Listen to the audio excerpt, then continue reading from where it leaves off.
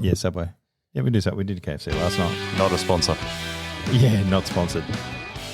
We could definitely sponsors. We're going to be looking at next year.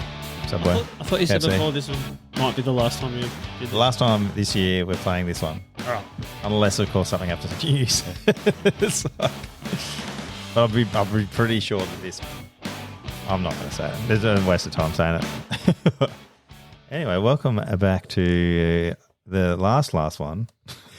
since the last one that we had. John Farnham. Back Yeah, for another tour. yeah. More tours than John Farnham at the moment. The other thing is I had this week off, so this might not be the last one at all. Oh. But I mean, that's a good thing because everyone else is on leave. Anyway, people are like, no one cares, mate. Start talking. What are we talking about today? Today is literally just 20 minutes after the last one for us. For you guys, who knows? Who knows how long it took for you guys? Anyway, welcome back. We've got Nick Wise. See that? I'm all over it. that was good. Yeah, you see- knew exactly which button. Yeah, to press. well, on the last one, we'd been a bit 50-50. rusty. Yeah, we were a bit rusty last time. We are, as it shows in the intro, but we are, I mean, that's where it's at now. Anyway, so last time we talked about getting punched in the face, running, triathlons, that was just challenging your marriage. wife, Yeah. kids, all that sort of stuff that no one cares about. And now we're going to talk about how do you become a farmer? Yeah. Well, the long and the short of it is, there's buttons to push. Yeah, take me back to when you first became a farmer. Wow. Yeah, It's very special. The long and the short of it is I needed to help the family out, or my in-laws' family out. Mm-hmm. And at that particular time, I probably was happy to have a bit of a break from what I was doing. So it was... Because you were corporate, were you? Or like what? Sort of. So still based in a factory, so not corporate as in wear a suit every day, but still somewhat But you were presentable. management. You weren't Management, you weren't actually doing any work yourself. Of course not. No, just lots of coffee and occasionally, another meeting. Like just having a that sort crack of at the thing. boys that actually do the work. Absolutely. Yeah, so you're corporate. Yep. Yeah. Yeah. Well, all right. I'll allow that. So yeah, I guess there was a challenge of sorts with health within the family, and there was a need to support by having an extra set of arms and legs, which is obviously your hand was forced. Was it like did you have any interest in it? My family were farmers before I was born, Yep. so there was interest From before you were born? from before I was born. Yeah, no, makes sense. No, as in, I grew up being aware of farming, and I was probably I knew about farms as well. you're a good host. So yeah, I had interest in it, let's say, but it's probably something that my childhood had steered me away from going down that path because it's a bloody hard slog. But yeah, I had to, like you said, my hand was forced, for lack of a better phrase, and thought, all right, well, there's a challenge there, and I enjoy a challenge. Let's give it a go. So I wasn't probably doing. Well, I mean, it wasn't really forced as such. Like you were given an opportunity to help your family. yeah, out. that's probably a better way to put it. And And you weren't really overly happy where you were at the time because you were going through essentially burnout. But yeah, it depends timing who's was listening. If anyone from that place is listening, everything was hunky dory. It was all fine. But no, I was looking for a bit of we'll call it a strategic break from what I was doing. So how did they start you off? Here's a bit of hay band. Here's a bit of hay, Yeah. chew it for a bit. Yes. Get a real feel for it before you simulate feed it. with the usually, crew. Usually, yeah, here's a bit of hay Simulate. band. Here's a bit of poly pipe. Go do stuff. Basically, yeah. Here's a big glove, stick it in somewhere. We just leave a little bit of silence And after the Germans are back. No, I'd had little bits of experience with it. Like I'd help my father-in-law milk from time to time because they are dairy farmers. Him milk or his cows? It's the cows, Yeah. and not the almonds because they're really hard to milk. Just Obviously, if anyone's yeah. asking. So yeah, I'd had little bits of experience with the various tasks associated with farming, but hadn't done it sort of as a full-time role, I guess.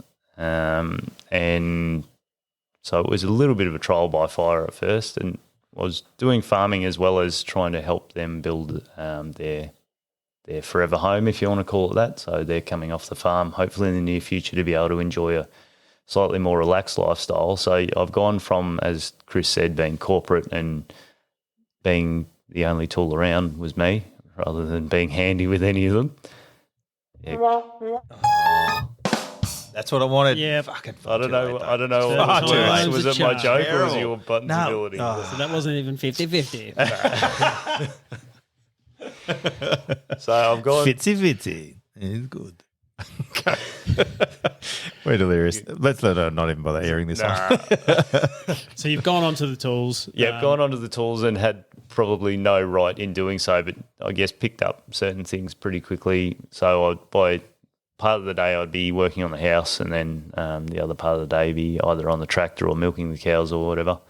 So you were still more of a hand at that stage. You weren't sort of Correct, doing yeah. all the jobs. No, so my father-in-law was still doing a fair bit behind the scenes, but it was more he just couldn't commit all of the hours to it that he used to, because he was also trying to help build the house. And then while my mother-in-law was going through treatment, he wanted to be able to be there to support her. So the days when they had to go to Melbourne to have her treatment, then the keys were handed over to me for that period of time, and panic would set in because, you know, again, the imposter side of things, how am I going to be a farmer with 5 minutes of training? But and the situation was a fair bit of pressure.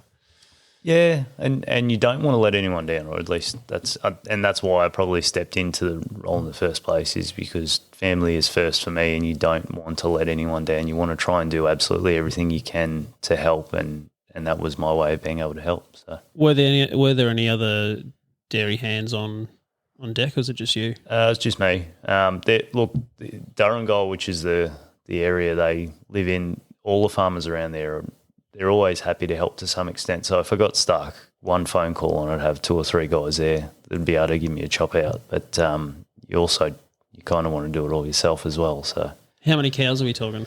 At the moment, there's only about 80 odd actually milking, and then a few beefies and whatever else floating around. So it's not a massive farm, but it's run very well, so that it doesn't necessarily need to be. But the actual milking phase, you know, you're looking at about an hour's worth of milking work, and then it's all the clean up and everything, and then the behind the scenes stuff that I don't think people realise how much actually goes into being able to just have that hour's worth of milking. There's still another 23 hours worth of work that goes into it around the clock, basically. So I think that's probably the best thing for me, was it kind of an eye opener. As I said, I had an awareness for farming and where food and everything comes from, but there is so much unrewarding work that goes into just the general food that we're able to consume. So that was good for me to get a bit of perspective on that.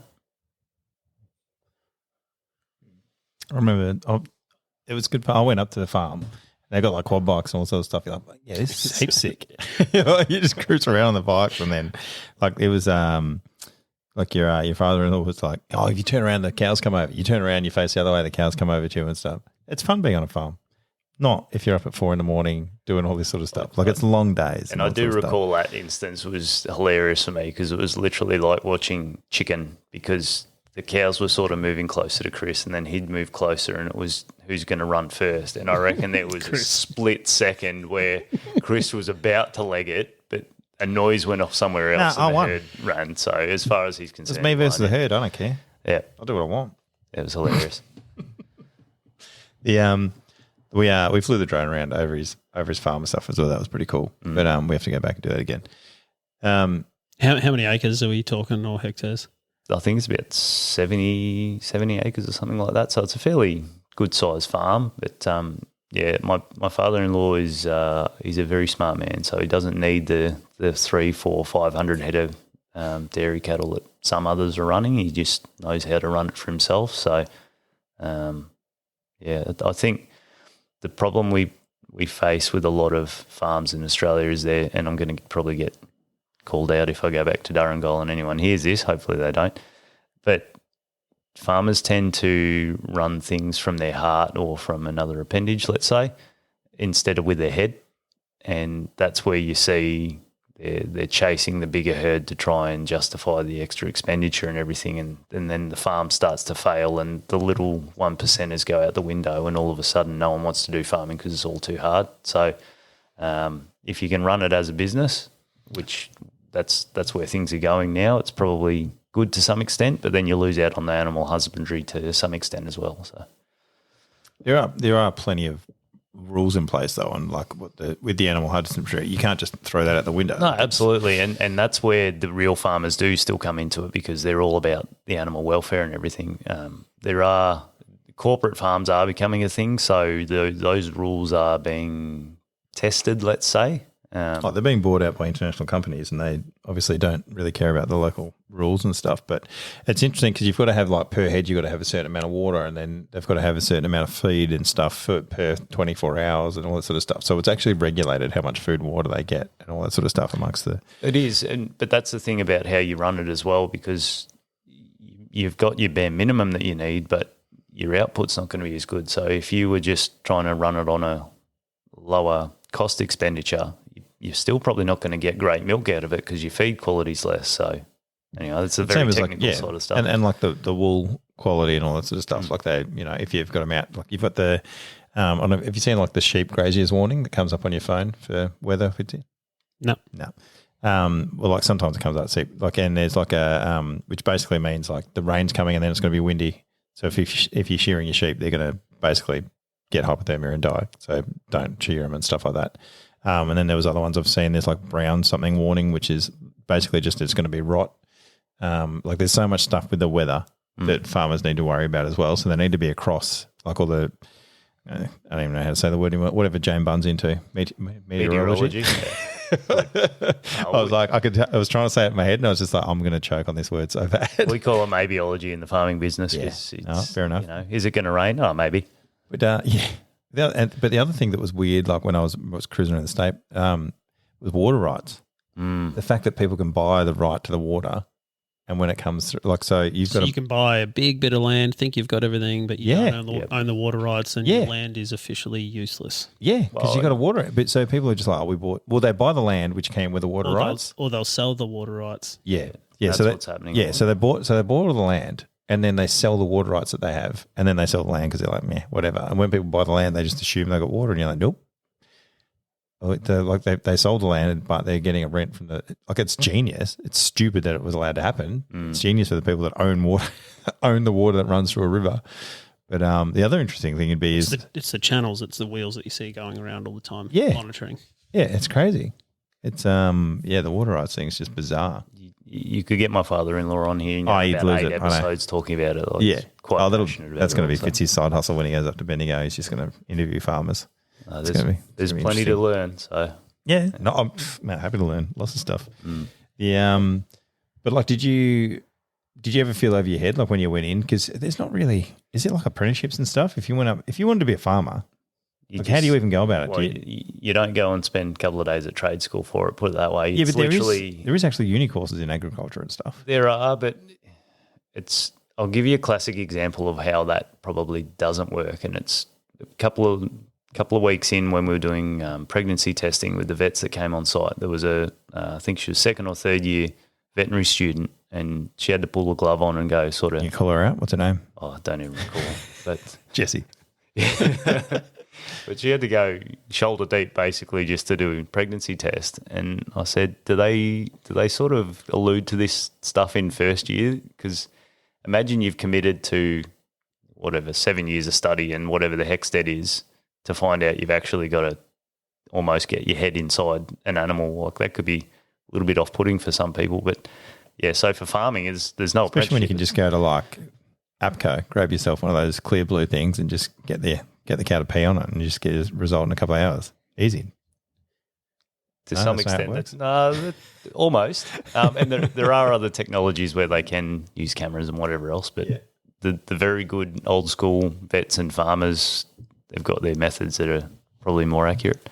It takes them bloody 2 minutes as opposed to if you had to set up all the machines and stuff. Yeah, basically, yeah, and they know what they're feeling for. But most farmers, I would think, would be generational or from areas like that where they've been working on farms because they live in that area and there's nothing else to do. That's right. So your apprenticeship is basically you're born into it, I guess, for lack of anything else. So you do learn by doing. So did I feel like I was fish out of water? Absolutely, probably still do. Even every time I milk now, it's still like, what could go wrong? But like with anything, every time you have a a failure, let's say, you learn from that and go, okay, well, next time this goes wrong, this is how I need to respond to it. So it's been a very steep learning curve from that perspective, but also I think because of the nature of it being that it's my father-in-law's farm, if anything does go wrong, he's going to know how to fix it, and he's also not going to necessarily blame me. So it's probably not a bad way to experience it all, but like with most things, I probably put more pressure on myself than what anyone else would to make sure I do a good job. Cool. What other stuff? Does he have like harvesters and all that sort of stuff as well?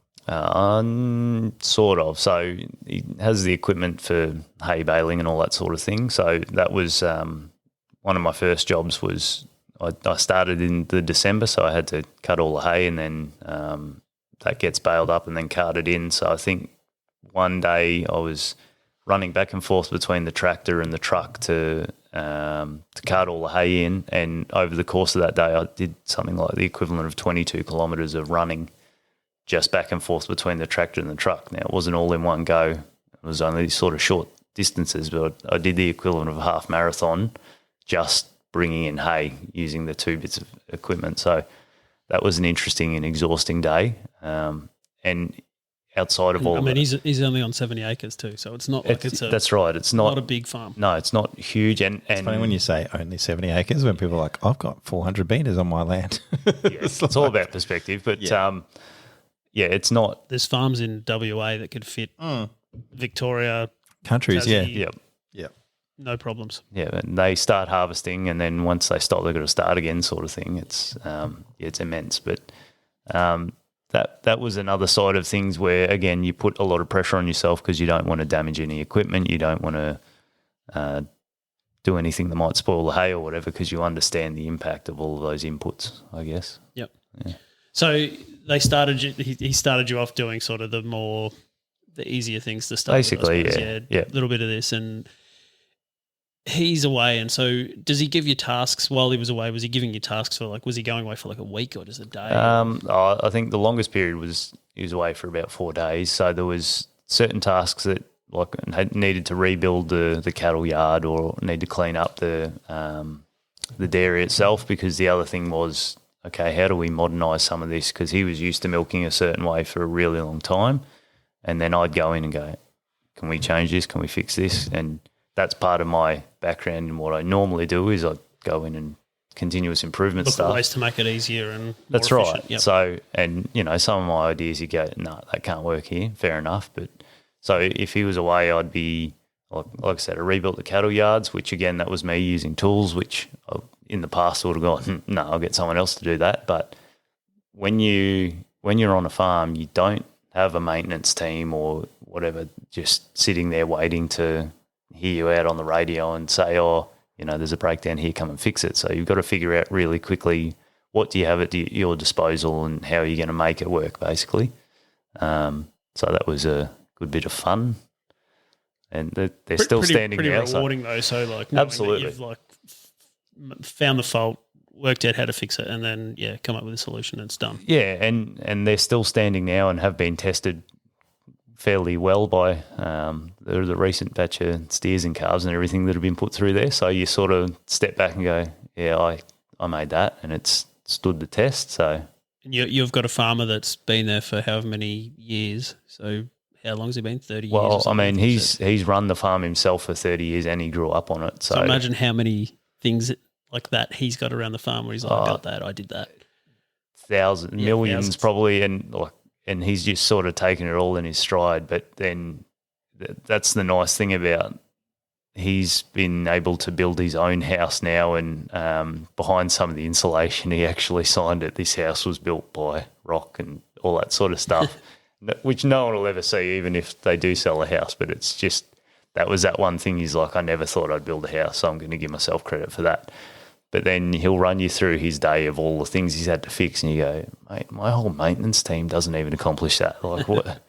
How do you get that much stuff done in a day? So, I think if nothing else, it just gave me a lot more gratitude for what farmers do on a daily basis. Why does everything keep breaking on a farm? Like they're always chasing their tail, these boys.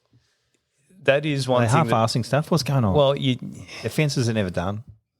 What? Very controversial. I think the thing is, and you go on about the weather, for instance, you are dictated by so many things that are outside of your control. So you can set up for success, and in the space of one weather event, that's your whole year's revenue gone. So then if someone says, okay, well, you haven't made any money, but I need you to go and fix all of your pipes, well, of course you're not going to be able to because the money's not there.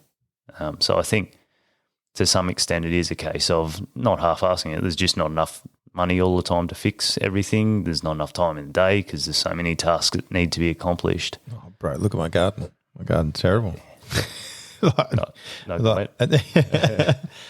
Just trying to I mean, it is interesting because even just if you're on like vacuum, you got to clean your toilet, you got to, your hot water system's doing whatever. Like I've got to replace the hot water system. At the moment, I'm just waiting. Every now and then I just get cold. And I'm like, oh, what's that about? And then you look at it, it's like, oh, you got to replace them every 6 years. I'm like, well, it's been 10. You probably just don't need to have half-hour showers every time. Yeah, that's probably the biggest thing. Yeah, well, where else am I going to cry? Well, I'm just going to sit here and rock back and forth over here. It doesn't. Nah, it's not good audio. No, it's terrible. I mean, every movie I've seen, you always cry in the shower. Standard. Yeah. It's a real fedora thing to do. No, that's fair. Good shade. No, he'll know that. It's been a basketball trip. Yeah, anyway. No, it is interesting. And like, there's a sort of, I guess it's a family motto of sorts, which everyone would probably relate to. But in my family, the saying was always, if you want something done, give it to a busy person. And farmers are exactly that. So you look at how much they would get done in a day and it's just ridiculous. Whereas most of us go, oh, geez, that's a lot of effort. I'll just procrastinate a little bit. So they also do say if you want to see innovation, give it to a lazy person. This is true. It's two ends of the sliding scale. Yep. Have you heard that, Fitzy? Yeah. It's good times. Yeah, people, anytime. We always had it at work where you wanted to get something better. And then there's like, obviously people that are like, oh, I cannot be bothered doing anything. So you give them that task and you're like, they are going to find the most efficient way of doing something. But likewise, like when any time there was work, they always gave it to the person that did the work because you're like, you just knew they'd get to it. But there's not really much in the way of farmers that can do be the lazing part. If you're a lazy farmer, you don't last very long. You don't last long. No. But I wonder if that also because they're consistently flat out all the time, whether that doesn't give them a chance to be innovative. I think there is still innovation, and I look at, again, the way my father-in-law does certain things, and he's very much set it up. So he had a short period of time away from the farm where he worked in sort of the corporate world, and he's got very much a business mind. So he's still set it up in an efficient manner where he spends the least amount of time in the dairy, for instance. So, when I first started, I'd have me Fitbit in my watch just to see how many steps I'd done, and I'd do like 10,000 steps in a milking.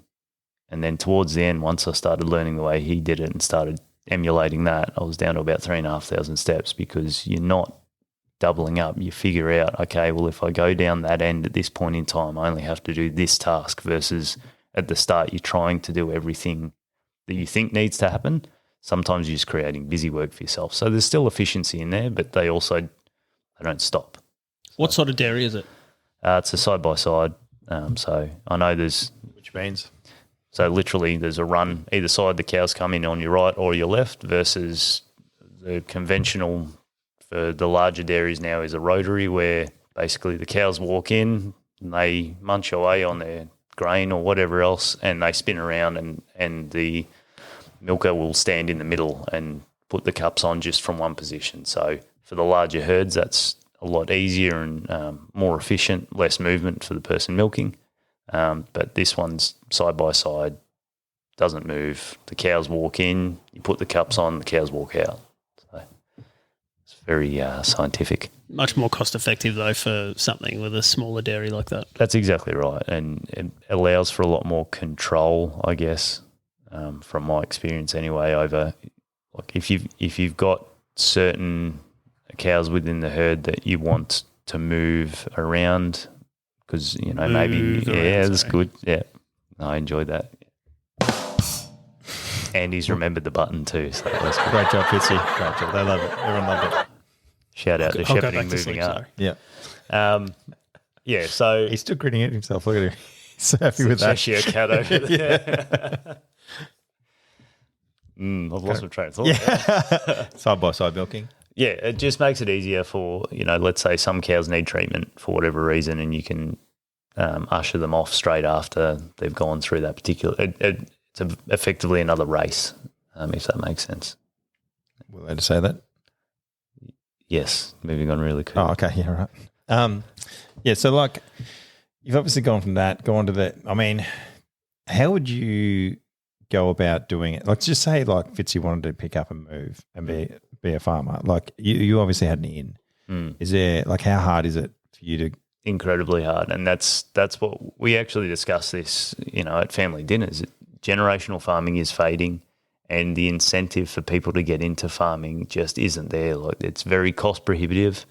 That's why corporate farms are sort of taking it over. Well, you think about it. If you wanted to buy a farm, you've got to buy the land to set up that farm, and if you're going to go into probably the easiest one is definitely going into dairy because it's the smallest amount of land that you're going to need. If you're going to go into grain or something like that, you're going to need huge paddocks. If you have a bad year, that's it, you're buggered because you're going to also have to buy your grain to sow. If you get a bad season, that amount of money that you've spent on grain that's going to sink you. So you've got to be able to support yourself. You've got to have the land. You've got to be able to support yourself for probably 3-4 seasons just to make sure that if you have one of those bad or 2 of those seasons that are bad, you can still go on the next year. It's huge amounts of money. Yeah, but you it's not your farm. Like you've jumped up and that's what I mean. Like how could you do an apprenticeship with the intent to like manage it? Well, I mean, is there any options out there for that sort of thing? There definitely are, and you can have. There's a lot of people in the area who they'll be classified as a relief milker. So they might have grown up on a dairy farm, but they've gone to become a old relief milker. Had a few of them. Well, just over in the Otways and stuff. Yeah, 50-50. Fitzy. So they might have grown up on a dairy farm. They've got the knowledge and experience, but they don't necessarily want to take over the farm. They'll go and help out and milk. So that could be one way that you can kind of get into it, as you offer and say, okay, well, I'll come and do the milking part, and then you learn more and more as you go. But yeah, the idea of actually getting into farming is very difficult if you don't have that in, because you've got to buy the land first and then all the stock or feed or whatever it is. And interesting, you mentioned about the 3 to 4 years survival package, we'll call it. You talk to a lot of farmers and the whole support. I've heard one. Can I put this to you just before you? So I've heard it's actually a 10-year period. You bank on 3 years loss, 3 years gain, and then you make money on that last year is virtually. So the 3 Yeah. Something like that. 3, I've stuffed that up, wherever it is. 3 and 3 is 10, yeah. Yeah, sorry. Yeah. I don't know where I've gone with that, but it's virtually 3 years. And then shaded farmers' maths? I don't know what's going on. Maybe it was. Yeah, Maybe it was Fitzy. The 7. Yeah. 7. No, it could go either way. It's sort of like a 5 to 7 year plan where Yeah. you need to be prepared that things are going to go pear-shaped for quite a while. So when we had that whole thing of people couldn't work for whatever, I'm pretty sure you're allowed to say COVID now. All right. Well, during COVID, when they're like, oh, we're giving handouts because people can't work and it's been 4 minutes since they actually had a paycheck, the farmers are sitting back going, hang on, I had 3 years where I had to survive off absolutely nothing, and I've just become accustomed to that. And if I do cry poor, everyone says, oh, well, you chose that industry. Yeah, they did. Yep. So it's been interesting seeing both sides of that story. Well, the funny thing is too, my old man would be like, the farmers all get handouts and then other people get this. And it's like, well, he's an owner driver and he's been told he can't drive anymore, he can't do whatever. And you're like, well, he literally can't do anything. Whereas like farmers ask for handouts when like the weather's poor, and you're like, well, that's a farmer's thing. So I get where they're coming from. They ask for the handouts, but there's nothing there. So maybe the councillors and all that sort of stuff can work on that. I don't know. Is that something? No, it won't be. No, okay. But it is an interesting concept, right? Like you start a business up, and then if it doesn't work for the first 2-3 years, you don't get a handout for it. You just go bankrupt and you deal with it. Yep. Whereas farmers are like, well, we literally have to work because otherwise you're not going to get food. So the government sort of goes, oh, I guess we have to give you a handout. And then they do give certain handouts to certain people. And then you've got other people who other people buy houses in bushfire prone areas. And then when they don't have insurance and the house gets burnt down, they're like, oh, this is bollocks. I need my house back. Yep. Like it's interesting that like different groups will get different responses through the government. So I do everyone's got a understand the different argument on both perspective. sides. Yeah. Well, and you look at different countries and how much subsidising goes on for like farming in Europe, for interest's sake. The subsidies over there are far and away more than what happens in Australia, but they're also very highly impacted by weather more regularly than what we are in Australia. So you need, if you're going to have that argument, you need to have all the information, but no one really wants to see any side other than theirs. So, oh, yeah, but I could understand if you were like as a owner driver who has a truck who then the fuel goes from $1.20 a litre to $2.45 like it did from 2019 to 2021, and then them going, well, I'm literally paying double in the fuel. I'm not getting a fuel subsidy. I'm not getting this. I'm not getting that. and your work doesn't double. Either, Yeah, so. and you're like, and now I can't afford to, and now my interest rates have gone up on my house, which is my place of work. And so I'm not getting a subsidy for that. I'm not getting a subsidy for the other one. And it's like, and now I'm going bankrupt and I can't afford my house anymore. And then Farmer Joe's going, oh, the rain was terrible this year. I can't afford to pay for it. And he's like, well, where's my handout? Like my house is just important to me and my family is. So I can understand both sides of it. But then you watch like the Commonwealth Bank or Westpac or whatever going, oh, we made a couple of loose decisions. Yeah. How's about a bailout, guys? Yeah. And then you're like, oh, here's a couple of $1 billion from the taxpayer. Yeah, we still made a profit, but it wasn't enough. So can we have a bit more from the government? Yeah. And then like that, and then that rides me. But then they're like, well, if you don't have that, you can't have houses and then people can't get home loans and like everybody has their own story. But at no point is it fair anywhere, I would suggest. No, I think we only have to look at the fella that Harvey Norman. I think he got like a lot of money when they were handing out things as well. He didn't pay any of it back. It's not like that guy needs any of it. Harvey Norman. He's got no interest, hasn't he? Yeah, see what I did there. Boxing Day sales coming up. Yeah. Shout out. Well, he's got I think enough it's cash. Jerry Harvey. Jerry. That's his actual name. Oh, okay. Where did Norman come from? Checks I out. don't know. Yeah, we'll do that in the future. We'll look that up. We'll get back to people on that one. Wikipedia. I'm sure people are super excited about this now. Yeah, we've gone from cows to furniture sales. But yeah, so People ripping off Australians, yeah. Jerry Harvey. yeah. Get around him. Answer. No, not answer. Who's the other one? Who's it? Alan Joyce. Well played, mate. Let's just call out some other dudes that are well above us that can get us cancelled. Careful. There's some we can't mention. Yeah. No, but so the other thing that I found when I went around is like kids don't want to do farming anymore. No. So I feel like there might be a potential opportunity there where, people like yourself, like how you've gone and helped out with, your father-in-law. It's like, I wonder if there's other farmers that are like, hey, we're looking at actually getting people apprentices and we want them to take over. They'll still own the farm or whatever it is, but they want a general manager, which would still then let it be generational farming, so to say. And that way they can still leave it to their kids. But, I mean, they might even want to go 50-50 and just go, look, you can pay my kids royalties or whatever it is, but it's your farm now because you've worked on it for the last 20 years. Yeah, I think there's potential in that. But, again, it's trying to get interest. And I think you look at a certain generation, particularly my father-in-law, he's the type of person who wants to do everything for his kids. And there'd be so many farmers like him. But the consequence of that is the kids sort of go, well, Dad's doing everything. I don't need to learn that just yet. And then there's a whole generation that never learned those basic skills. So if there's no skill, there's no interest. And then all of a sudden, that's why there's... And I think the world's changed. It's hard. They've seen that they don't have to work as hard. That's right. They see everybody else. They've had everything their whole life. Yeah, like this. I mean... Why would you? It's funny because Dana White says that sort of stuff. He's like, oh, there's no better time to be a savage than now. And it's like, if you did want to work, there's plenty of opportunity for people that are happy to work. Absolutely. But people don't want it. So I haven't heard anybody that wants to be a farmer. Well, and I think the nail on the head is literally we've become accustomed to everything just being handed to us because everything is so readily available now that you don't have to work nearly as hard as what you used to in the past. And manual labour is not a thing that people are keen on. No, but like you said, if you are keen on it, you can write your own check. Like particularly with trades and everything at the moment, I'm looking at, well, what are my boys going to do when they grow up? And not that I'm going to dictate to them what they have to do, but sort of like, well, if they go and learn the trade, let's say Will becomes a plumber, I can teach him the business side of things so he's very profitable at it and he just has to learn the skill. Whereas when I was growing up, it was like, okay, yeah, there's a bit of money in trades, but it's not a long-term thing because your body can't handle it. Go and get a degree. Well, I got the degree and it kind of helped me to get to where I am, but I had a massive HECS debt as a result of it. And you sort of go, should I have gone down a different path? But then, 20 years' time, maybe trades aren't as profitable. Who knows what's going to come? One of the other boys over in he's over in Camperdown. They do dairy farm as well, but they also help out on other people's farms. So like they all sort of have a bit of a round robin. Like somebody's got grain, and they're like, "All right, cool, we're on harvest mode." So they all go over and they do that. It's interesting to see all the farmers helping each other out like that. Kind of diverse farming.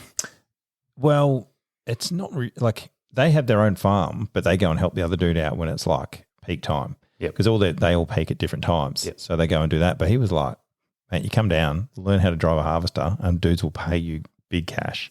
Lots of money in driving. Yeah.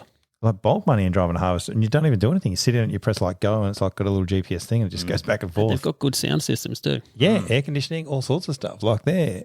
And and it's like, but and you travel too, so you can do the Otways whilst that way's on, and then you'll go to the South Australia and do 3 months there and do whatever. Like it's, and you don't necessarily have to. There's no real responsibility, I guess, to some extent, because you're using someone else's equipment. Yeah. It's not your farm, so you're literally just taking the skill you have and charging for that. You don't have to have your own harvester or anything.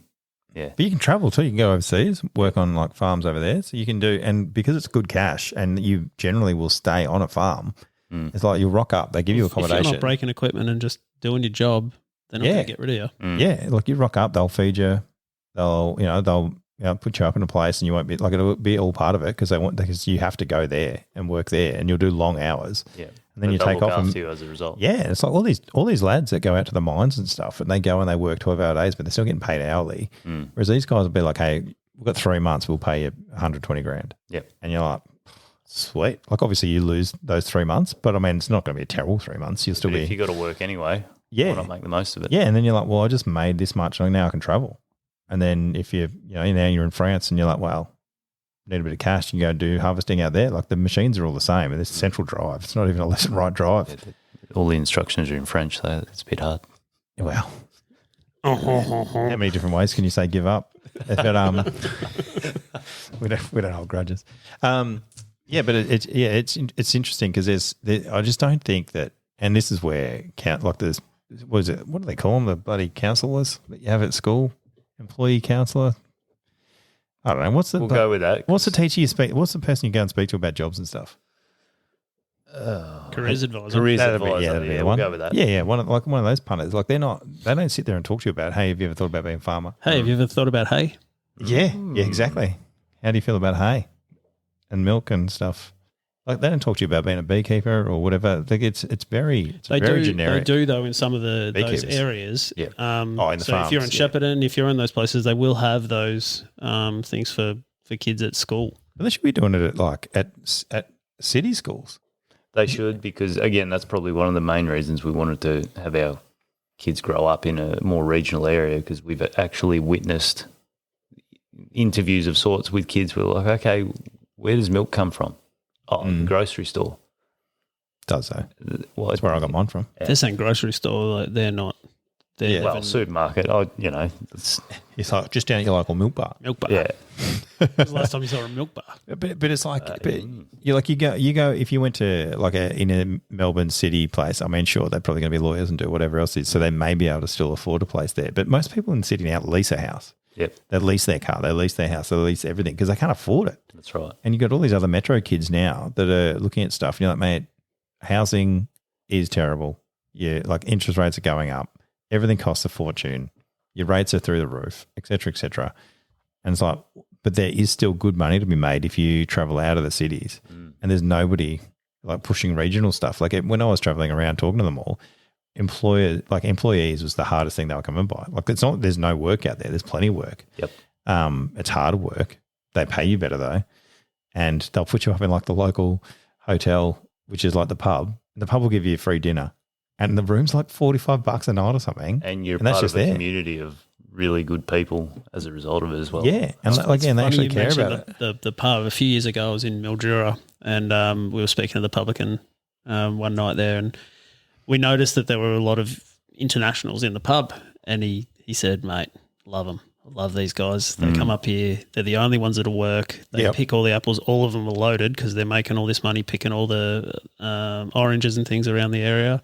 Can't get the locals to do it. They're not interested. And literally, like, there wasn't – no one could speak English apart from sort of the couple of us that were there. The rest were sort of from all over the world coming around to pick oranges and have fun. Shepparton was essentially founded on fruit picking as well. Same thing. There was a lot of Italians and Greeks that moved there, and they're still part of the community today. And yes, they were getting paid for it, and they'd put money back into the community, and it becomes a self-fulfilling prophecy, for lack of a better phrase. Like, it makes sense, but people don't want to do the work for the money. So yeah, like if you're hanging around going, oh, it's too hard, everyone's an accountant, everyone's this, everyone's that, go and do something new, and you will find that you get paid well to go out and do that, and the house you can get further out of town versus what you're getting for a townhouse in Melbourne. That's one side of it, but for me, for instance, it was also being able to step away from that sort of corporate life and have a different perspective of things. So,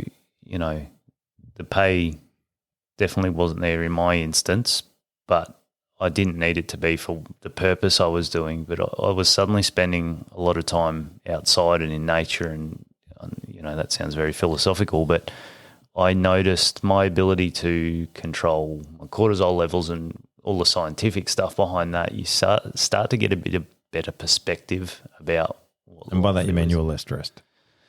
Yeah, essentially. Well, different type of stress, because obviously there's still the responsibility of this is my father-in-law's farm. I think some stress is a good thing, though.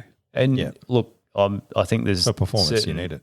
You do, and there's certain personality traits, and I'm one of those ones who probably thrives from stress. If there's not something stressful going on, I think something's wrong. But I've been able to step back into that corporate world with a better perspective of what is stressful and what isn't, and I probably wouldn't have been able to achieve that without stepping out into a different environment. So, but you also said that earlier that you wanted to move up there for family reasons and things, and I mean that's got to be a big part of it. Knowing that your kids are going to grow up in a community based area, you got family around, rather than growing up in Melbourne. It's pretty bleak a lot of the time when you look at the kids that are sort of in some of those areas. It's very easy for them to, when they get to high school, they might not even be in the wrong crowd, but that wrong crowd is definitely going to be there. Absolutely. Whereas somewhere in a place like Shepparton, you're still going to have those little elements that are there, but it's probably more it's more extreme to sort of see those bad sides of things that are going to affect your family. Well, the bad crowds are still there, but I think the thing that drives those bad behaviours is boredom. And if there's something to do, whether it is, your family actually needs you to do some work on the farm, or you can focus on your sport, which Shepparton's really big on, well, you're less likely to get pulled into one of those bad crowds. But, yeah, the biggest thing, like you said, it is a community thing in Shepparton, and even the availability of resources for our kids as young as they are in Shepparton is amazing. There's so many play groups that are funded by the local council or whatever. Then you go to Melbourne and you want to be part of a play group, you're on a 12-month wait list, and it's like trying to get into an MCC membership with the wait list and the cost and everything. So it's no wonder parents don't go down that path, and then they go, okay, well, I may as well put the kid in childcare and I'll just go back to work. And all of a sudden there's no real family dynamic anymore, and you understand why. We're probably getting pretty deep here, but you start to understand why there's more and more issues, let's say, from kids to families and whatever else. And so, yeah, I'm really glad that we're in a position to be able to live in a regional area. We've got family around us and there's a sense of community, but it's also the knowledge of where things come from. That was the biggest thing for me, because I don't want my kids growing up thinking that everything's just handed to them on a plate. They need to know where it comes from and the work that goes into it. Agreed. I think we've talked about it slightly before. I don't talk about it too much, but yeah, I mean, that hits home with me. I don't eat animal products or anything like that, and a lot of that is because of that side of things where I'm like, well, I just take it for granted, just going and picking up these things from the supermarket. No real thought of the sacrifice, anything that's happened to have that just sitting in front of me. And that's a lot of the reasoning behind where I'm at with it all. Yeah. But yeah. Cool. Is there any other tips for young players to get into farming would you suggest? Like, is there an actual course that would work to get people out there? Or would you just suggest ringing and going to speak to a local farmer? If you're or something? genuinely interested in getting into it, just go and talk to a farmer, because as busy as they are, they all love a chat. They've all got plenty of stories to tell. Are you suggesting they just drive and find a farm and then go talk to them? Or is it like you can email them or whatever? It might be initiative from local councils, or someone, it might be as simple as I go around to all the farmers in Durrangol and say, hey, do you want to chop out? Let's put something up on Facebook or whatever it is. So would they do that on Facebook though? Would they have like ads for farm I think there is some actual sites that you can go. I think some of the farmers can advertise on sites, and a lot of the time they pick universities, things like that, when they've got jobs that need to be done. And that's one way for people could get into it. So they might have, they might advertise that they've got fencing to do, always got fencing to do. Mm-hmm. And for a uni student who's looking to make a little bit of money, they can go out, help out with a bit of fencing and stuff. And so, that's one of the ways that they do it. But I don't know of any other real ways unless you know somebody. Because there's sort of a hard part about Victorian Farmers Federation, but I don't know that they would do anything employment-wise. Probably not. I think they probably should, because there's definitely potential in it. Because I know the direction farming's heading in at the moment isn't a healthy one for the sake of people taking over. So a lot of farmers would be absolutely thrilled if someone said, hey, I want to show interest in your trade, I want to learn it, and then I want to potentially take over your farm one day. It's funny because you got like RSLs are sort of similar at the moment, where there's a bunch of the older lads in there. And they're like, yeah, we love it. We're trying to hold on to it and do whatever. Some of them are looking to try and get new people in, but it's very resistant to change. But there's a lot of them that do want to get younger people. They just can't find them. And it's just Well, again, it's how do you incentivize it? Because if the information isn't readily available, my generation and below, unless they can find it in 30 seconds on a TikTok, they're not interested for a start. And this might be a challenge for Fitzy. He might be doing the travelling podcast, talking to farmers, trying to. And his face is like, sure. Yeah. There's definitely merit in advertising it, let's say. Yeah. Because that's what we had when we went to the Murray pub out in the middle of the desert. And like there was dudes out there that just like plumbers or chippies or whatever else it is. And it's like they're making a fortune out there. But obviously they're in the middle of the desert and they have to drive around. They have to get around. And like everything's harder for them. Yep. But that's why it's more expensive. But it's also like you're in the middle of the desert. It's amazing out there.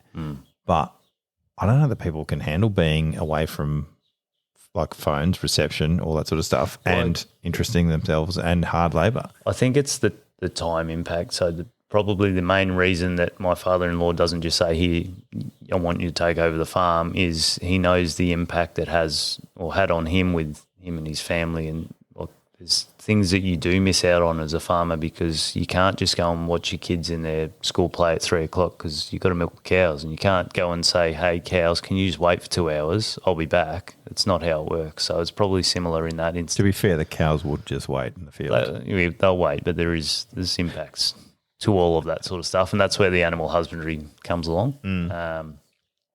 But yeah, there are pros and cons to everything, and the consequence of being a farmer is that you do probably miss out on a lot of family time because you're working around the clock. It's like owner-driver. Like there's a lot of money to be made in an owner-driver, but you've got to work to make the money. And you're away from your family a long time. Yeah, like you can do 14-hour days and get paid $5,000 a week or whatever it is, which is like great money, obviously.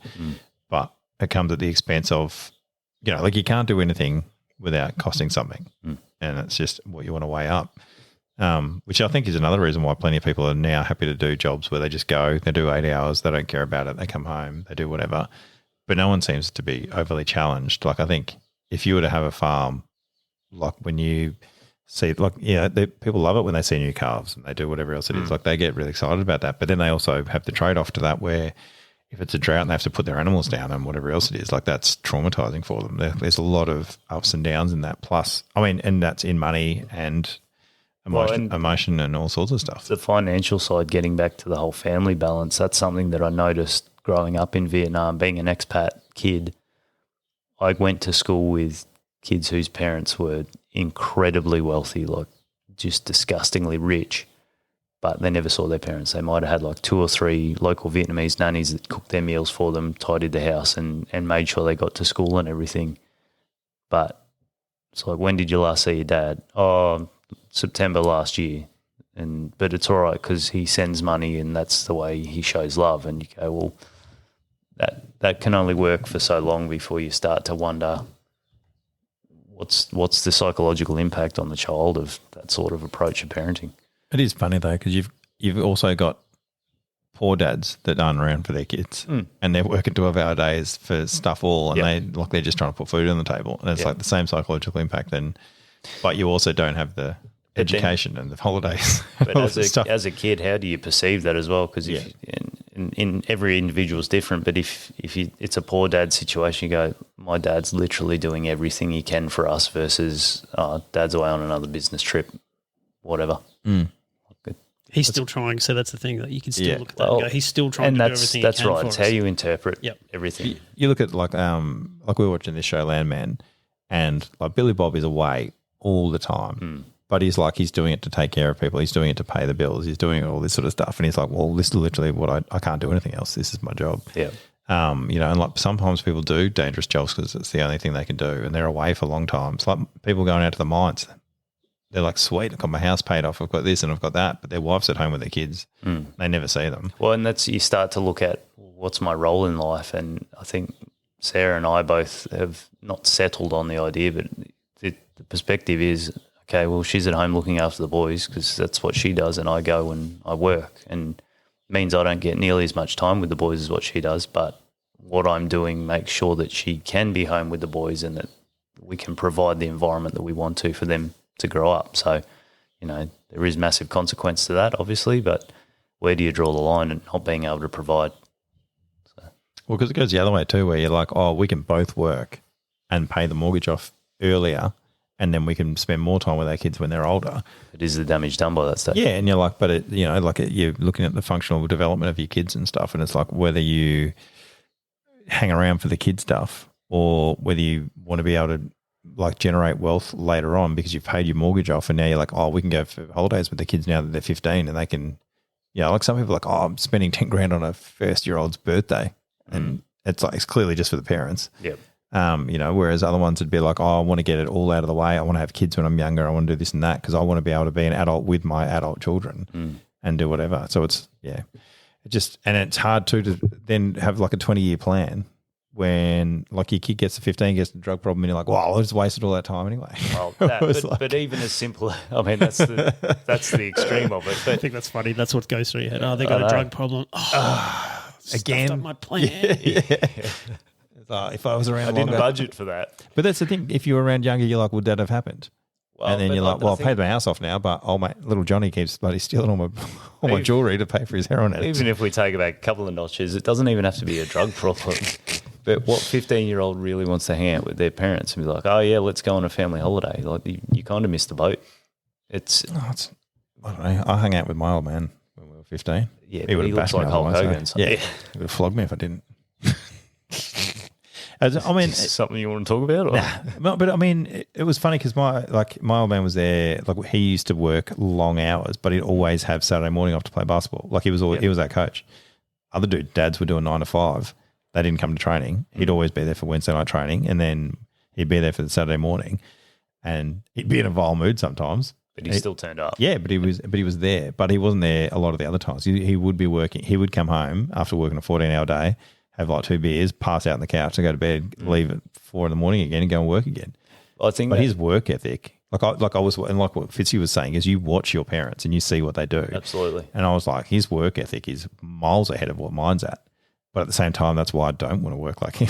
Well, and that's interesting. So that brings 2 things to mind for me. One is every interaction you have with people will teach you one way or another. It's either you want to try and emulate them or you want to try and not do what they're doing. But the other thing of your dad turning up every single Saturday, no matter what, my favourite saying with everything I do is, what's my purpose? So if I'm going to spend time doing something, is it actually adding to my purpose? My purpose right now is being the best dad I can. So if that means that, I have to go and travel for work or whatever, or I'm milking the cows, or I'm going to Melbourne for a meeting or whatever, the purpose is making sure that I have enough financial stability for my kids to grow up well, and Sarah's in a position to be able to look after them. But then the moments when I have to be there, I'm doing everything I can to be there as well, same as what your dad did. It does make a difference not being there, and the reason why it makes a difference. If you're not there, Yeah, the reason why it makes a massive difference. It makes a massive difference. My dad wasn't there. He worked away, but like that's all he could do at the time and was trying to provide. Has zero impact on knowing that Dad wasn't there. Like I don't think about that. I don't remember that he wasn't there. I remember when he was there, and I know that like I think I've talked about it before. My dad is my hero, and.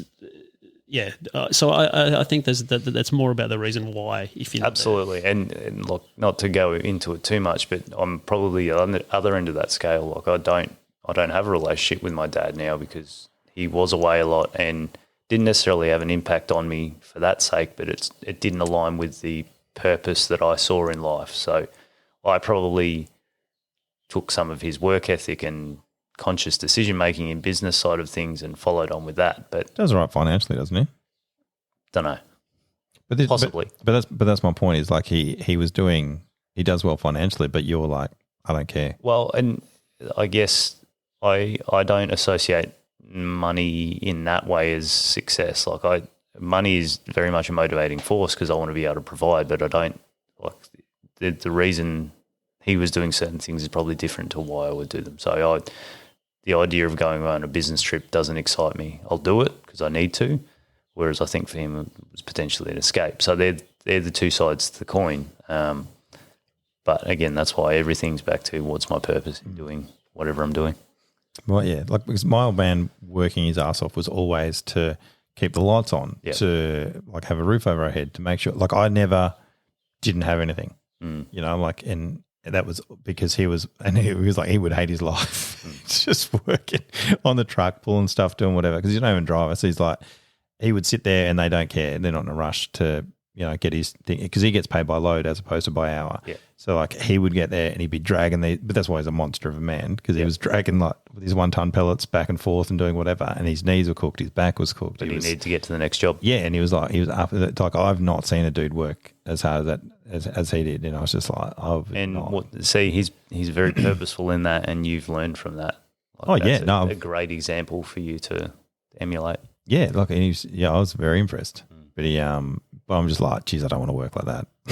Well, and again, it's that example of learning. I want to do that, or I don't want to do that. Yeah, and he was the same. He's like, you don't want to be a truck driver like me. He's like, get an education, do whatever, do it. I mean, I didn't. I'm still dumb as. You were a loadie, so you're just a truck driver in the air, right? Yeah, well, not even driver, mate. No, he's a pilot's revision mirror.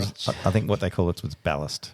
It's like, you just drove the pallet jack around. We're a bit left wing low, mate. Can you just jump on the right a little bit more? Yeah. It's like, but yeah.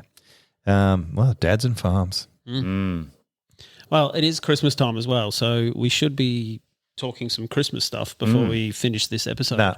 Not doing it. How you gonna spend what's a normal Christmas day going to look like for you? So what are we, the 23rd at the moment? So time. What Christmas Day will be at the farm with my wife's family, Italian background, so lots of really good food, lots and lots of people. I think at the moment the guest list is something like 35 people. Oh wow, massive! And that's a small gathering for them, right? Not for Italians. But for a fifth generation Australian with a total family of maybe 10 people that we don't always get in a room together, the idea of going to a small gathering with 35 people plus kids, it's when I first started dating Sarah, all of those events were quite confronting, but now you just take it in your stride and it's all right, well, I don't have to talk to the one person over and over again.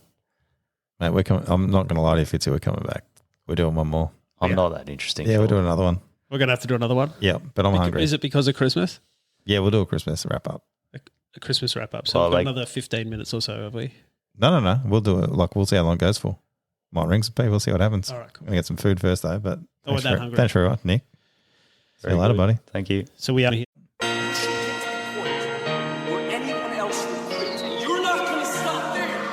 Just do it. What's the worst that's going to happen? Just do it. Simple.